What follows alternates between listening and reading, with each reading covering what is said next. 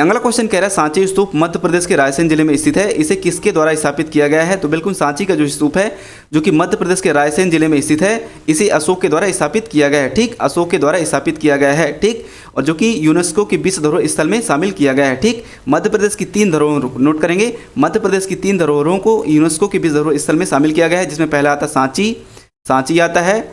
दूसरा आता है, आप लोग नोट करेंगे, भीमबेटका की गुफाएं, भीमबेटका की गुफाएं। ठीक, भीमबेटका की गुफाएं। और तीसरा आता है खजुराहो। ठीक, खजुराहो, खजुराहो। इन्हें यूनेस्को के विश्व धरोहर स्थल में शामिल किया गया है और यूनेस्को की स्थापना 1945 में की गई है। नोट करेंगे, यूनेस्को की स्थापना 1945 में की गई है और इसका जो मुख्यालय पेरिस में स्थित है। ठीक, इसका मुख्यालय पेरिस में स्थित है। तो बिल्कुल C is correct answer, C is correct answer. Sanchi का स्तूप का निर्माण जो है अशोक ने करवाया है और अशोक जो है बौद्ध धर्म का अनुयायी था। ठीक, और सांची का जो स्तूप है कुछ इस प्रकार से दिखाई देता है, तो आप लोग पिक्चर से रिलेट करेंगे। चलिए अगला क्वेश्चन कह रहा है वायु दाब मापने के लिए कौन सा उपकरण का उपयोग किया जाता है? तो वायु दाब मापने के लिए बैरोमीटर का उपयोग किया जाता है। बिल्कुल ए इज करेक्ट आंसर। बैरोमीटर के माध्यम से हम वायु दाब मापते हैं। वहीं नोट करेंगे थर्मामीटर के माध्यम से ताप मापते हैं। ठीक, और सिस्मोग्राफ से नोट करेंगे भूकंप की तीव्रता को मापा जाता है। ठीक, भूकंप। वहीं नोट करेंगे आर्द्रता मापी से आर्द्रता में पानी और ताप मापा जाता है। ठीक, आर्द्रता में ताप और पानी यानी कि नमी को मापा जाता है। ठीक, तो बैरोमीटर से वायु दाब मापा जाता है। ए इज करेक्ट आंसर। थर्मामीटर से ताप और सिस्मोग्राफ से भूकंप। ठीक, चलिए बताना होगा अगला क्वेश्चन। चलिए अगला क्वेश्चन कह रहा है किसके द्वारा एक अलग कृषि विभाग दीवान ए कोही की स्थापना की गई है? तो दीवान ए कोही की स्थापना की गई है MBT मोहम्मद बिन तुगलक के द्वारा। बिल्कुल, मोहम्मद बिन तुगलक जो है तुगलक वंश का दूसरा शासक है। ठीक, तुगलक वंश का दूसरा शासक है मोहम्मद बिन तुगलक। और तुगलक वंश की स्थापना किसने की है? तुगलक वंश की स्थापना 1320 में गयासुद्दीन तुगलक, नोट करेंगे, गयासुद्दीन तुगलक ने किया है। ठीक, गयासुद्दीन तुगलक ने तुगलक वंश की स्थापना 1320 में किया है। ठीक, तो राइट आंसर बी। ठीक, मोहम्मद बिन तुगलक कृषि विभाग के लिए दीवान ए कोही की स्थापना किया है। ठीक, चलिए बताना होगा अगला क्वेश्चन। अगला क्वेश्चन कह रहा है तमिलनाडु का निम्नलिखित में से कौन सा त्यौहार भगवान मुर्गा को समर्पित है? तो तमिलनाडु का एक प्रसिद्ध त्यौहार है जो कि भगवान मुर्गा को समर्पित है, इसे कहा जाता है थाई पूसम। बिल्कुल, Thai Poosam, C is correct answer. Thai Poosam जो है भगवान मुर्गा को समर्पित है और इसका कुछ पिक्चर आप लोग देखेंगे तो यह त्यौहार जो है कुछ इस प्रकार से मनाया जाता है। तो तमिलनाडु के सबसे प्रसिद्ध त्यौहार है जिसका नाम है थाई पूसम, जो कि भगवान मुर्गा को समर्पित है। ठीक, सी इज राइट आंसर। चलिए बताना होगा अगला क्वेश्चन। चलिए अगला क्वेश्चन कह रहा है मनुष्य के पाचन तंत्र का सबसे बड़ा भाग कौन सा है? तो मनुष्य के पाचन तंत्र का सबसे बड़ा भाग की बात करें तो ये होता है छोटी आंत। बिल्कुल, छोटी आंत। ठीक, छोटी आंत लंबाई में काफ़ी ज़्यादा बड़ी होती है और जो बड़ी आंत होती है जो मोटी होती है। ठीक, तो यहाँ पे आप लोग डायग्राम देखेंगे तो ये आपको दिखाई दे रही है छोटी आंत। ठीक, जो छोटी छोटी दिखाई दे रही है, काफ़ी मुड़ी हुई, ये छोटी आंत है, लंबाई में सबसे बड़ी होती है। और वही बात करें बड़ी आंत की, तो बड़ी आंत सिर्फ मोटी होती है लेकिन लंबाई इसकी बहुत कम होती है छोटी आंत की अपेक्षा। तो मनुष्य के पाचन तंत्र का सबसे बड़ा भाग जो होता है छोटी आंत कहलाती है। ठीक, तो इस प्रकार से आप लोग देख लेंगे। तो राइट आंसर बी। चलिए बताना होगा अगला क्वेश्चन। अगला क्वेश्चन कह रहा है गोलमेज सम्मेलन कहाँ आयोजित किया गया था? दूसरा गोलमेज सम्मेलन कहाँ आयोजित किया गया था? तो सभी गोलमेज सम्मेलन जो है लंदन में ही आयोजित किए गए हैं। ठीक, ए इज करेक्ट आंसर। यहाँ पे एक चीज़ नोट करेंगे, साथ साथ नोट करेंगे 1930 से 32 के बीच, 1930 के 32 के बीच तीनों गोलमेज सम्मेलन जो है भारत में संवैधानिक सुधारों पर चर्चा करने के लिए ब्रिटिश सरकार और भारतीय राजनीतिक हस्तियों द्वारा आयोजित शांति सम्मेलनों की एक श्रृंखला थी। ठीक, जो कि 1930 से शुरू होकर के 1932 के बीच में खत्म हो गई हैं। ठीक, तो तीनों गोलमेज सम्मेलन जो है लंदन में किए गए हैं और तीनों 1930 से लेकर के 1932 तक खत्म भी हो गए हैं। ठीक, तो राइट आंसर ए। चलिए बताना होगा अगला क्वेश्चन। चलिए अगला क्वेश्चन कह रहा है पीटी उषा भारतीय ओलंपिक संघ के अध्यक्ष के रूप में किसका स्थान लिया है? तो पीटी उषा जो है भारतीय ओलंपिक संघ के अध्यक्ष के रूप में आदिल सुमरीवाला, बिल्कुल आदिल सुमरीवाला की जगह इन्हें रखा गया है। ठीक, तो B is right answer. Adil Sumariwala की जगह भारतीय ओलंपिक संघ के अध्यक्ष के रूप में पीटी उषा को रखा गया है। ठीक, तो बी इज करेक्ट आंसर। और साथ साथ नोट करेंगे, यहाँ पे नोट करेंगे पीटी उषा को 1983 में अर्जुन पुरस्कार दिया गया है। ठीक, अर्जुन पुरस्कार जो है 1983 में दिया गया है और 1985 में इन्हें पद्मश्री से सम्मानित किया गया। ठीक, पद्मश्री से भी सम्मानित किया गया है। तो पीटी उषा को 1983 में अर्जुन पुरस्कार और 1985 में पद्मश्री से सम्मानित किया गया है। और पीटी उषा जो है एशियाई खेलों में 1986 में 200 मीटर साथ साथ 400 मीटर दौड़ में भी इन्होंने भाग लिया था और जीता भी था। ठीक, और 1985 के जकार्ता में हुए एशियाई खेलों में 5 स्वर्ण पदक जीते। ठीक, पीटी उषा जो है 1985 के जकार्ता में एशियाई खेलों में 5 जो है स्वर्ण पदक जीते हैं। ठीक, तो B is correct answer. Adil Sumariwala की जगह पीटी ऊषा को भारतीय ओलंपिक संघ के अध्यक्ष के रूप में रखा गया है। चलिए बताना होगा अगला क्वेश्चन। अगला क्वेश्चन कह रहा है राष्ट्रीय सांख्यिकी दिवस 2022 का विषय क्या था। राष्ट्रीय सांख्यिकी दिवस 2022 का विषय क्या था और साथ साथ जानेंगे 2023 का विषय क्या था। तो राष्ट्रीय सांख्यिकी दिवस 2022 का जो विषय था सतत विकास के लिए डाटा, बिल्कुल सतत विकास के लिए data, B is correct answer. और 29 जून को राष्ट्रीय सांख्यिकी दिवस मनाया जाता है। 29 जून को राष्ट्रीय सांख्यिकी दिवस मनाया जाता है। और पहली बार नोट करेंगे, पहली बार 2007 में 29 जून को राष्ट्रीय सांख्यिकी दिवस मनाया गया था। तो राष्ट्रीय सांख्यिकी दिवस 2022 का जो विषय था सतत विकास के लिए डेटा। और वहीं पे नोट करेंगे 2023 का विषय।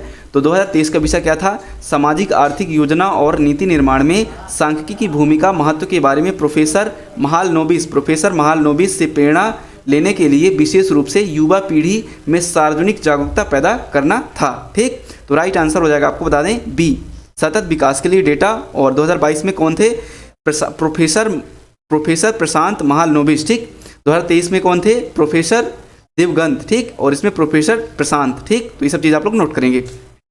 चलिए बताना होगा अगला क्वेश्चन।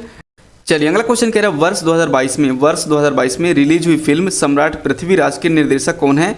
तो पृथ्वीराज जो फिल्म जो है 2022 में रिलीज हुई है, इसके निर्देशक हैं चंद्र प्रकाश द्विवेदी। बिल्कुल डी इज करेक्ट आंसर। चंद्र प्रकाश द्विवेदी जो हैं पृथ्वीराज फिल्म के निर्देशक हैं। और नोट करेंगे इसके अभिनेता जो है अक्षय कुमार। नोट करेंगे अक्षय कुमार इसके अभिनेता हैं। ठीक, अक्षय कुमार।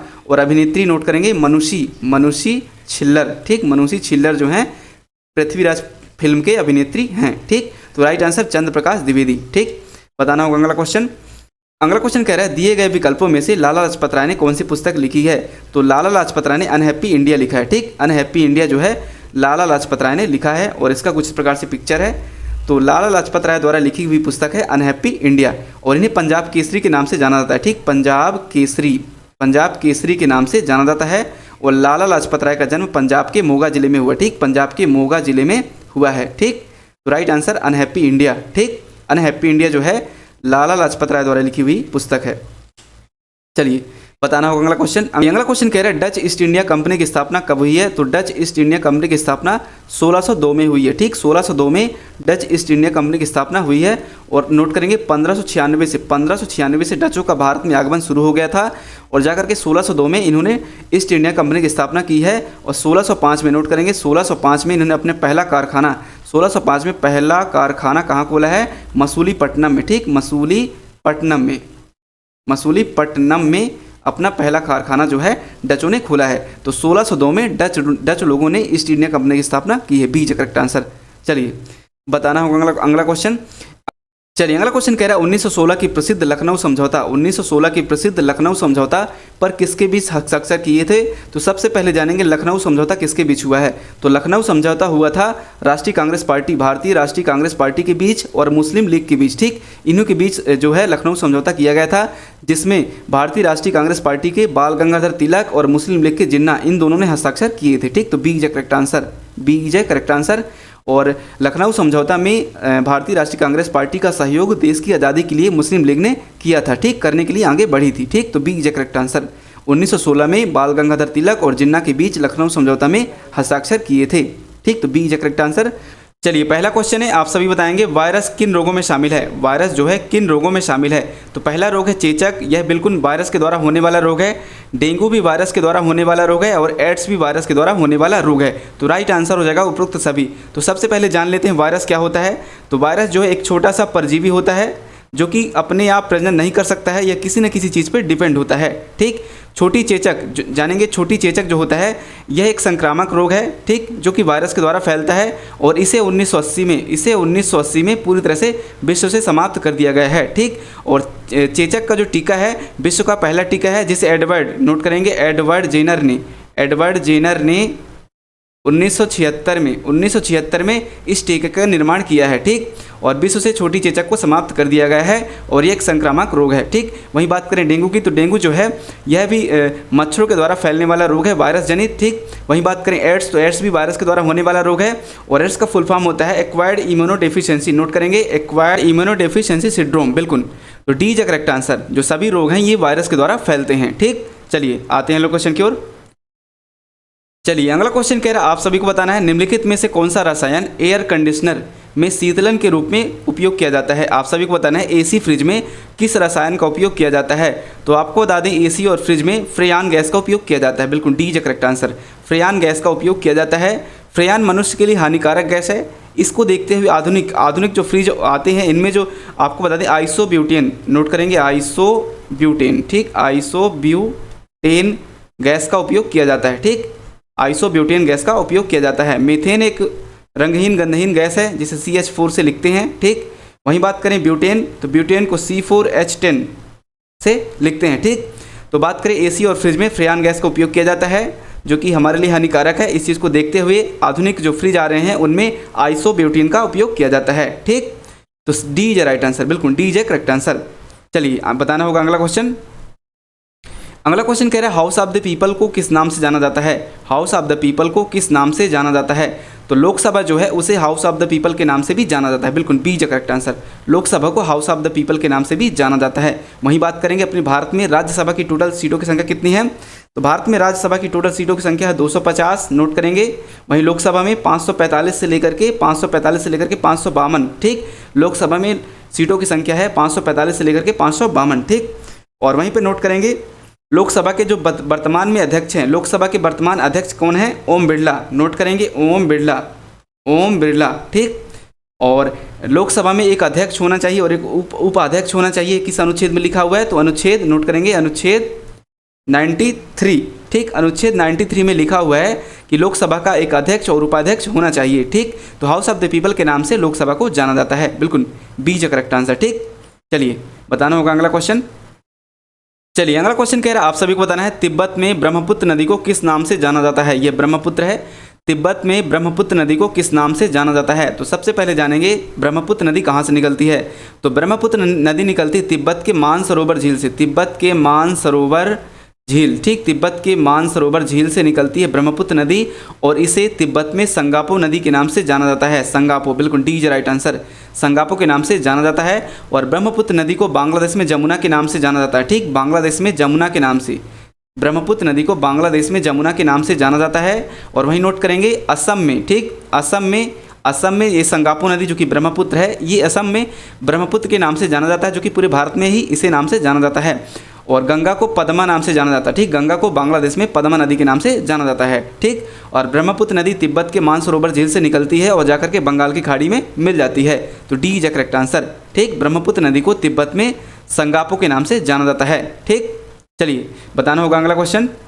चलिए अगला क्वेश्चन कह रहा है आप सभी को बताना है flaying it my way, flaying it my way किस क्रिएटर की आत्मकथा है? तो फ्लेइंग इट माय वे जो है ये सचिन तेंदुलकर जी की आत्मकथा है। बिल्कुल डी इज करेक्ट आंसर। और इस पुस्तक के लेखक है, नोट करेंगे बोरिया माजुमदार। ठीक, नोट करेंगे बोरिया, काफ़ी बार पूछा जाता है, बोरिया माजुमदार। ठीक, बोरिया माजुमदार है इस पुस्तक के लेखक।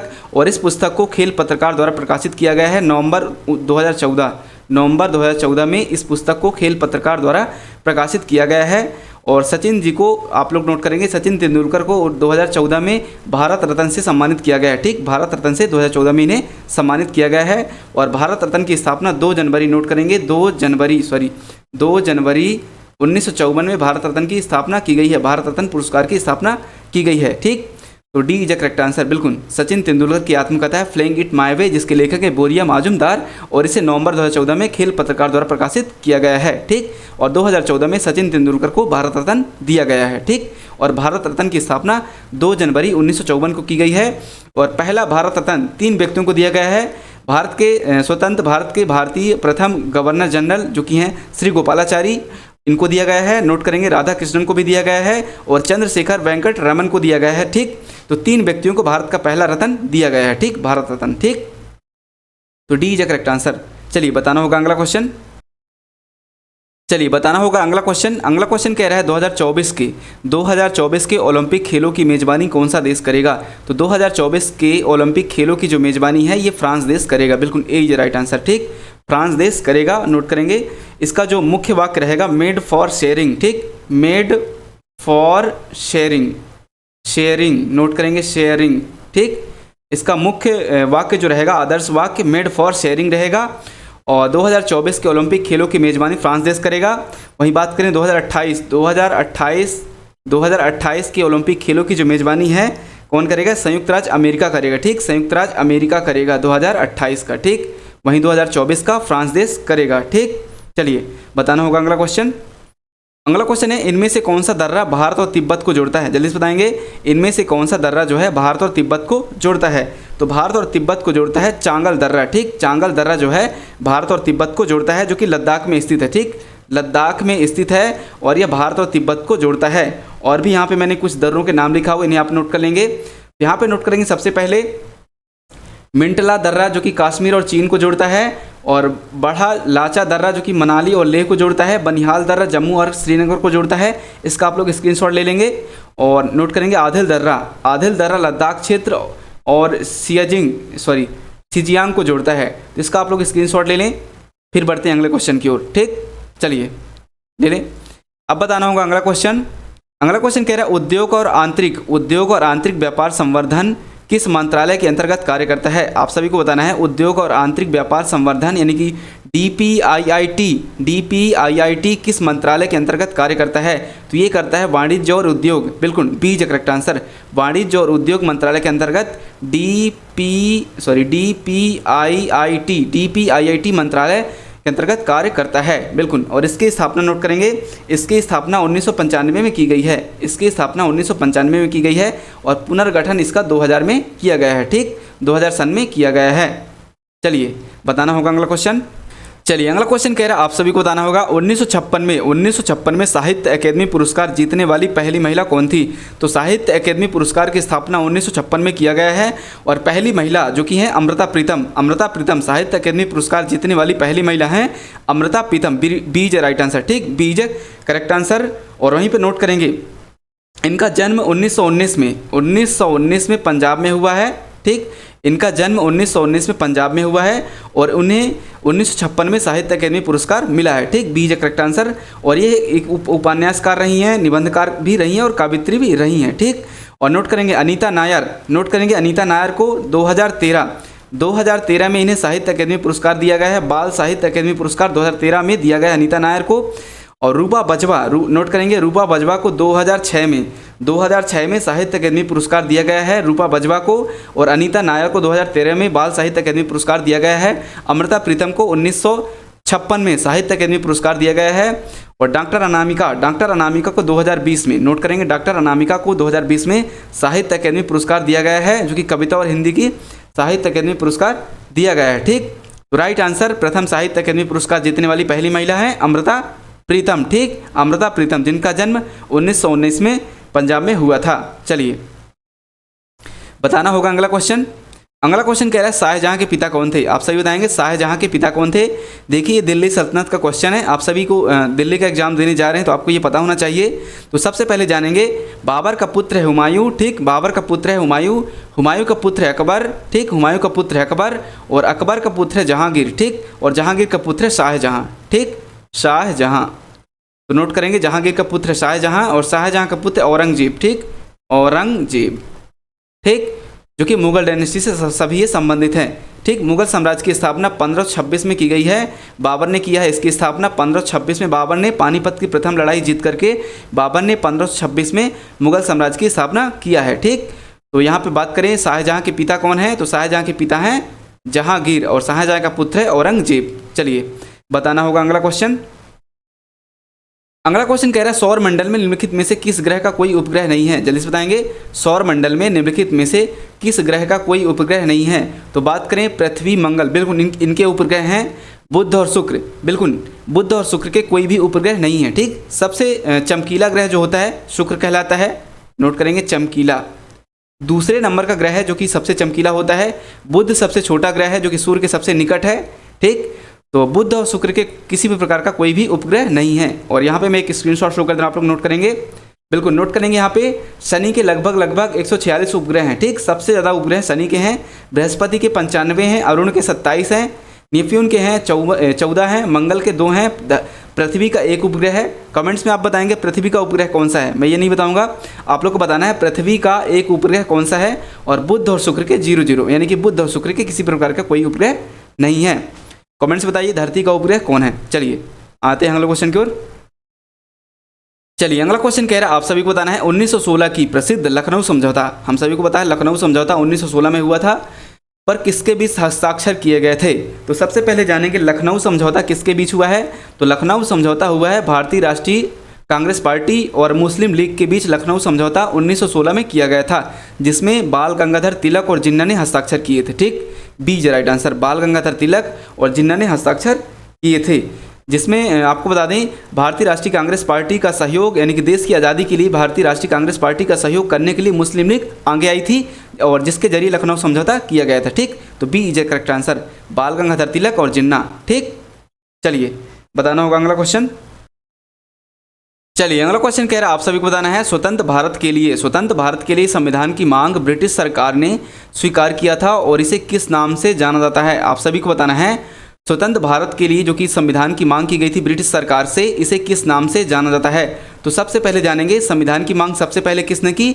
तो संविधान की मांग जो है सबसे पहले की है एम.एन. राय ने। ठीक, M.N. नोट करेंगे, M.N. राय। काफ़ी बारी क्वेश्चन पूछा जाता है कि संविधान की मांग M.N. राय ने कब की, तो 1934 में। ठीक, संविधान की मांग जो है M.N. राय ने 1934 में की है और आधिकारिक तौर पर 1935 में भारतीय राष्ट्रीय कांग्रेस पार्टी ने संविधान की मांग करता है और 1940 में ब्रिटिश सरकार द्वारा इसे स्वीकार किया जाता है। लेकिन एक शर्त होती है कि संविधान बनाने में भारतीयों की जिम्मेदारी कम से कम होगी। ठीक, भारतीयों की जिम्मेदारी नहीं होगी। ठीक, तो राइट आंसर हो जाएगा अगस्त प्रस्ताव, और इसे अगस्त में स्वीकार किया गया था। ठीक, तो इसे अगस्त प्रस्ताव के नाम से जाना जाता है। ठीक, अगस्त प्रस्ताव के नाम से जाना जाता है। 1940 में इसे स्वीकार किया गया था ब्रिटिश सरकार के द्वारा। बात करें संविधान की मांग सबसे पहले M.N. राय ने 1934 में की है और आधिकारिक तौर पर 1935 में भारतीय राष्ट्रीय कांग्रेस पार्टी ने संविधान की मांग की है और 1940 में ब्रिटिश सरकार ने इसे स्वीकार किया था। ठीक, तो डी इज करेक्ट आंसर। चलिए बताना होगा अगला क्वेश्चन। अगला क्वेश्चन कह रहा है डच ईस्ट इंडिया कंपनी की स्थापना कब हुई। डच लोग जो ईस्ट इंडिया कंपनी की स्थापना किए हैं ये कब किए हैं, तो ये किए हैं 1602 में। बिल्कुल बी इज करेक्ट आंसर, 1602 में डचों ने ईस्ट इंडिया कंपनी की स्थापना किया है और इनका आगमन जो है 1596 से शुरू हो जाता है। ठीक, 1596 से डचों का इंडिया में आगमन शुरू हो जाता है और 1602 में इन्होंने ईस्ट इंडिया कंपनी की स्थापना की है और 1605 में डचों ने 1605 में सबसे पहला अपना कारखाना मसूलीपट्टनम में खोला। ठीक, मसूलीपट्टनम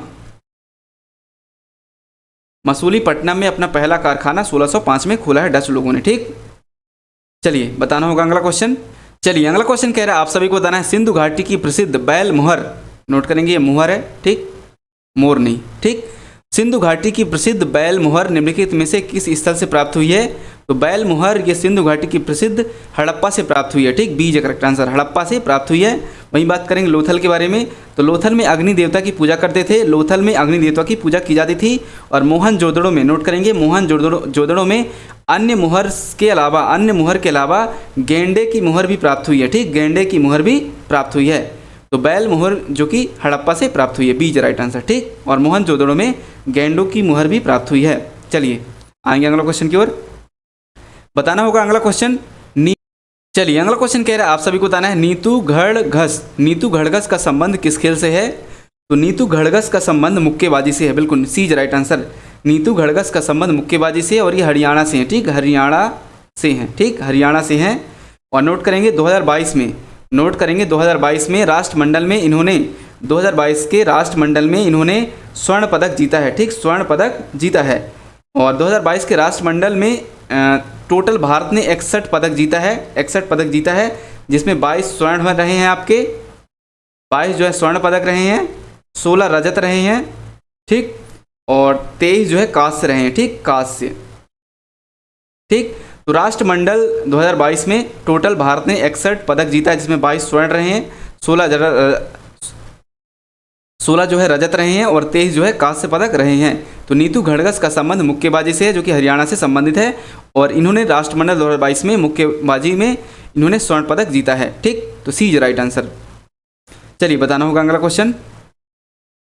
चलिए आप सभी को बताना है दिए गए विकल्पों में से लाला लाजपत राय ने कौन सी पुस्तक लिखी है। आप सभी को बताना है दिए गए विकल्पों में से लाला लाजपत राय ने कौन सी पुस्तक लिखी है।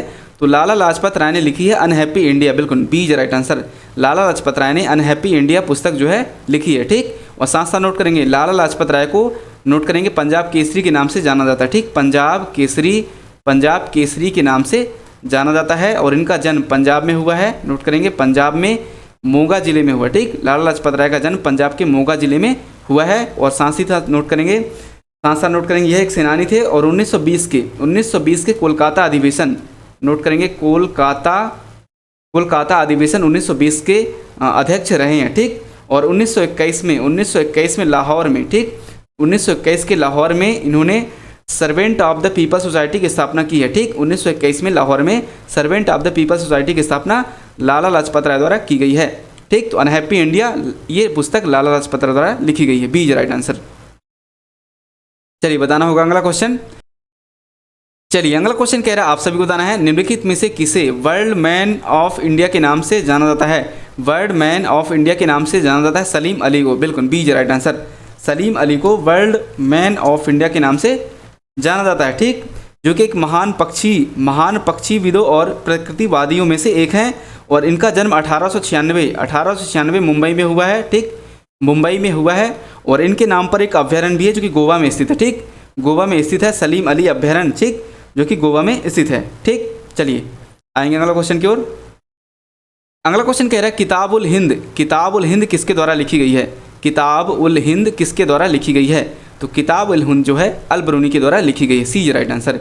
किताब उल हिंद अल बरूनी के द्वारा लिखी गई है।